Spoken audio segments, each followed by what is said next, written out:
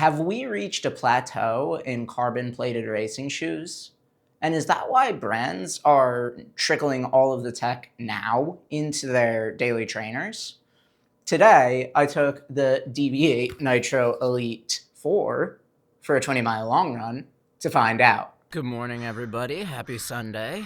The Crow says his regards. It is time to enter the Church of the Holy Long Run today in the Deviate Nitro Elite 4, and I shall head north. I'm probably overdressed. I tend to head north when I want it to be a fun run, not a very serious one. I'm not trying to or planning on doing any pace-specific work or any speed or anything. It might happen, it might not. I feel pretty fresh today, given all things. The highest mileage week that I've had since before my last race. So I am being conservative with the pace, but also if the winds take me, that is what I will do. Yeah, I'm looking forward to it.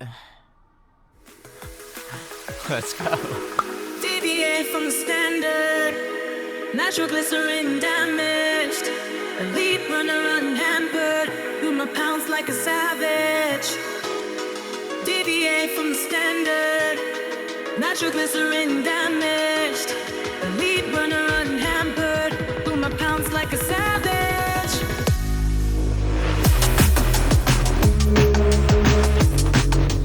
The last time I was this far north, I was in the Adios Pro 4, and a freak snowstorm came out of nowhere and blew me back southward. So let's hope that doesn't happen again. And that didn't happen before the stench of death entered the air. Well, that quest was pretty immediately and comically waylaid by the fact that it's all snowed in still. So I'm going to try to go north the other way, but there's a chance I turn around somewhat soon and go back to familiar land. You just got to shake it up sometimes, and that's what I was doing today. And if I can't shake it up the way I had planned, I'll shake it up in a different way.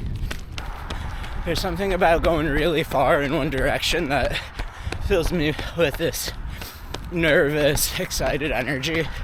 It's like they're taking the hobbits to Isengard. This is definitely the furthest north from my house I've been on foot. I want to make another crossing over the bridge, or over the river, but I don't know if there's another bridge. That's sort of what I'm looking for right now. And at least try to loop back on the other side of the river on the way back. But it's been steady state for a little bit.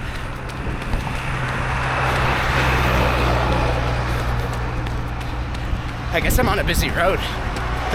But that's life, isn't it? It's constantly trying to get further away from your home than you've ever been, progressing further from where you came from than you've ever been, and getting more comfortable going that distance. I think that's critically important to being a person. To just keep pushing the outer limits of what you feel comfortable doing and going just a little bit further each time in some way, whether it's the distance you travel or I don't know. So this is the street that I was trying to find. Unfortunately, I'm on the wrong side of the river to find the thing that I was trying to find on this street. But I'll bop a little bit down here and probably turn back shortly. It's been a fun little adventure though, and I'm having a grand old day. Not sure if I mentioned this, but the entire way back is uphill, which is good training. It's a good training for any marathon where you have late hills, but it is an unpleasant thing to realize about 11 miles into a run. everything that you have left to do is uphill. It's not too hilly, it's like gradual, and there's a couple of rollers, so right now I'm going down, but net incline. Okay, 20 and change, 8:28 pace. Made it pretty far north, which was really nice. The second half of this run was kind of rough. This new selfie stick that I got, it's nice, it's well put together, but it is too heavy. I feel the tension in my neck and my back, like my rhomboids and my traps. And yeah, it just like fatigued my body towards the end. I haven't talked at all this run about the Deviate Nitro Elite 4. It's a really good shoe. I mean, it's a carbon racer. It's just like they all sort of blur together in one sense, where they all perform what they're supposed to perform. The recipe is down to a science. This foam is excellent. It's firm. I like firm. I didn't really notice the shoes a whole lot on the run. I think the areas that I did were it's just like a self-doubt of my assessment area, which was I'm not totally sure if they're the fastest feeling underfoot. I feel like they're not particularly, but the reason there's like doubt to that is today was not intended to be fast. But again, at no point today did I really feel like picking up the pace. And normally on a long run I'll get some strides in or something. It wasn't like I was going straight up slow the whole time either. It's a lot of miles under 8, but I don't know, it was, yeah, I just didn't feel like maybe the top end was all that present today, and maybe it's just today. It's always possible, but yeah, I'm not sure that this has confidently unseated the Edge Tokyo as my race shoe, and that's where we were headed. That's like the idea I had initially in my head was the Deviate Nitro Elite 4 could actually unseat the Edge Tokyo, and still not 100% sure. By the time I am 100% sure, I'll probably need a new pair of, of race shoes, because these already are past, like, they must be close to 80, maybe not, no, they couldn't be. They're probably close to 60 on them. Hey, how's it going? Happy spring. Happy spring. Yeah. Hi. Hi, buddies. Are you going to be famous? Are you going to be famous?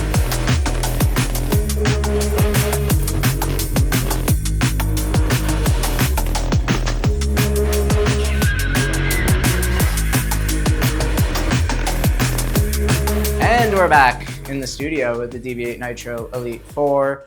Run was an adventure, not quite the adventure I was looking for. I was actually looking for my grandparents' house that I spent a lot of time in growing up, but I ended up on the wrong side of the river because I crossed at one point and there was snow, and then I tried to cross again and there was snow, and I tried to cross again, but that crossing was a highway.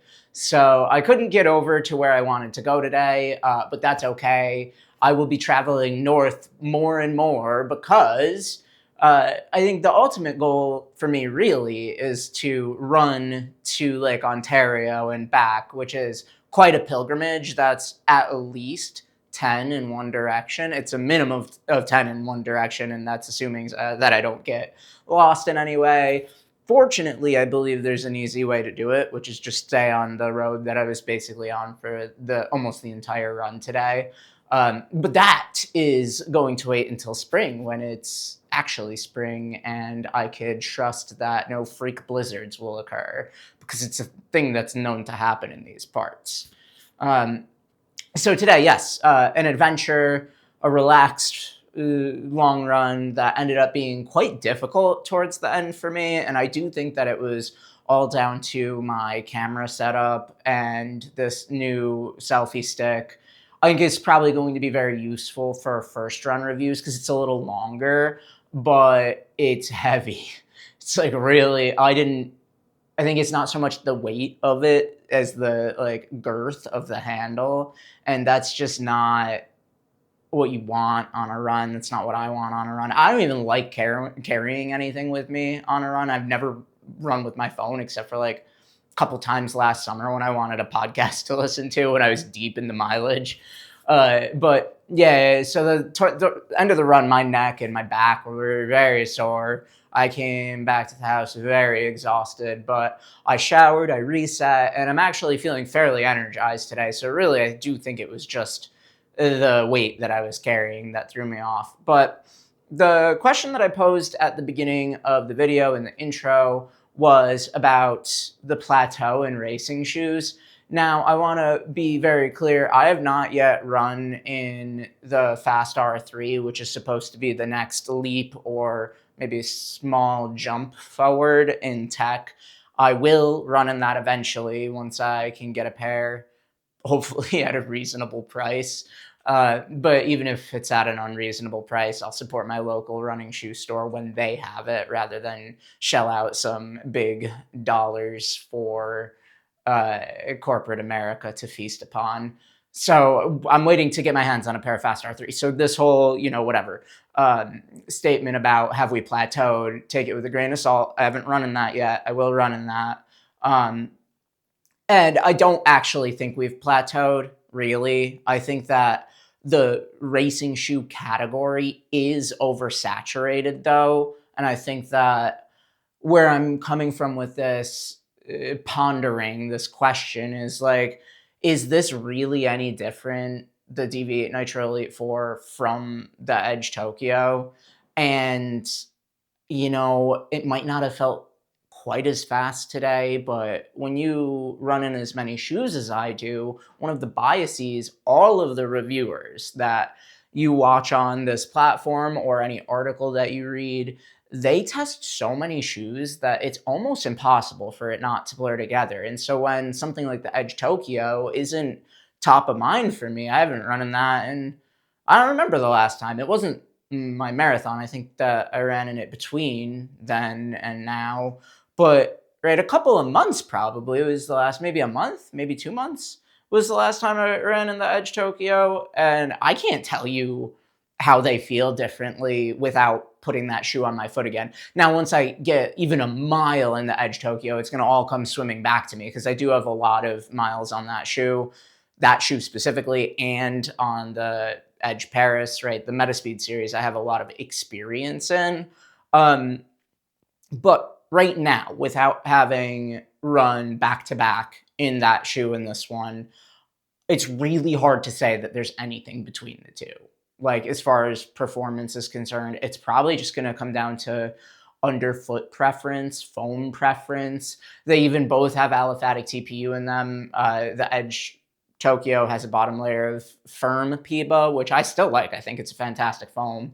And I also like the FF Leap that's in the Edge Tokyo. It's a softer ATPU. This is definitely on the firmer side of any racing shoe foam, which also I enjoy. And the really astonishing property about these ATPUs is how light they are at the firmness and the density that they're at. Like this would, if this were a TPEE, it would be necessarily much softer because that's a more elastic feeling foam. And so the whole characteristic of the shoe would be drastically changed. Like a TPEE, as far as I understand, a TPEE can't be this firm without also being dense. Maybe I'm wrong. Maybe somebody could prove me wrong, show me a TPEE that's very firm and not also heavy.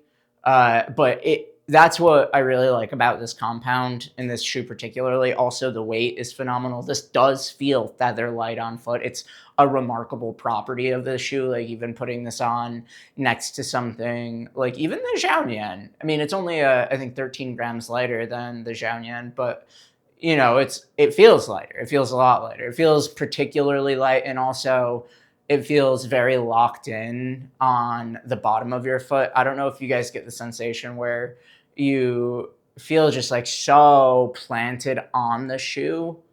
It's hard to describe. It's like the shoe is growing out of the bottom of your foot. That I get with this a bit. So I could sit here and give you qualitative, experiential data on how I feel about this shoe. I say it's as good as any race shoe on the market. I would prefer to race in this than the Adios Pro 4. The Adios Pro 4 is a little more comfortable. The Metaspeed Edge Tokyo is fantastic. I ran my marathon PR in it, but I have to wear specific socks with it because there's a little plastic underlay that rubs my pinky toe the wrong way. Ridiculous, but it's phenomenal in that way. The Douyin PB Pro is faster than all of these shoes, but it's a little uncharacteristic, like not uncharacteristic. It's a little not very much fun. It's all business. It's all speed. It is very uncompromising, and you have to be really talented to run a marathon, or like advanced or experienced to run a marathon in something like the Douyin PB Pro. The Dynafish Denian 1, that's also awesome, fantastic, super fast, flatter geometry, so you're not going to get as much. It's a more gradual and much more shallow rocker, and it's not a full length plate, it's 3/4 length plate, which I personally actually really like. But the PIBA goes bad in it in like 100 miles. Granted, it's really cheap, so you could buy a bunch of pairs of Dynafish Denian 1 and have fresh pairs each time.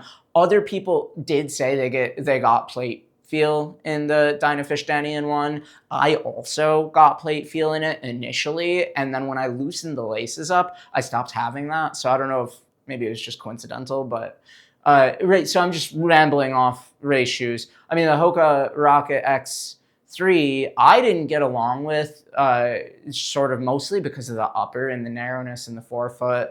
And I just felt like I couldn't get a good lockdown because the heel tab was slippery. It just didn't work for me, but that's a rapid shoe. If it works, if it fits well on your foot, you will really like it. I think the red flag there also with Hoka is their foams degrade instantly. So I'm just rattling off all of the race shoes on the market. It's all trade-offs. There's not one that's really better than any of the other ones, truthfully.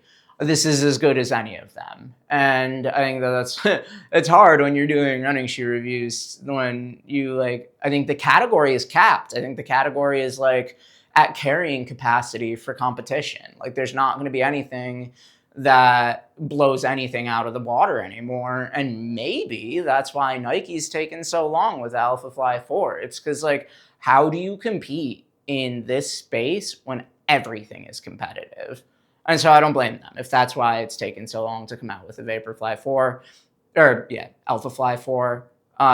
I probably will ultimately end up getting that when it's available. It's slightly exciting to me. It's one of those shoes that I know I have feelings about it. I don't know. It's a little garish. It's ugly looking to me. I don't know if that's really important to anybody.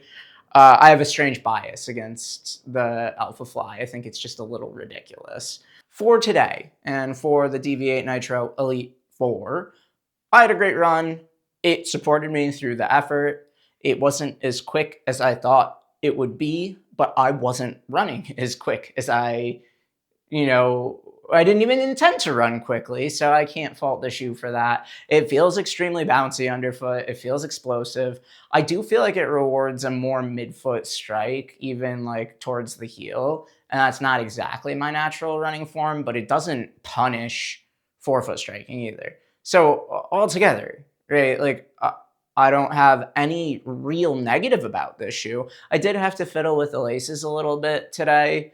They just really like to be locked down tight on this shoe, and that's not what I generally do on any shoe. I tend to keep my lacing pretty loose compared to what I would guess to be the average for most people. But this rewards tying them tight, and then I did that, and then it was fine. And so I have nothing negative to say about this shoe. It's fantastic.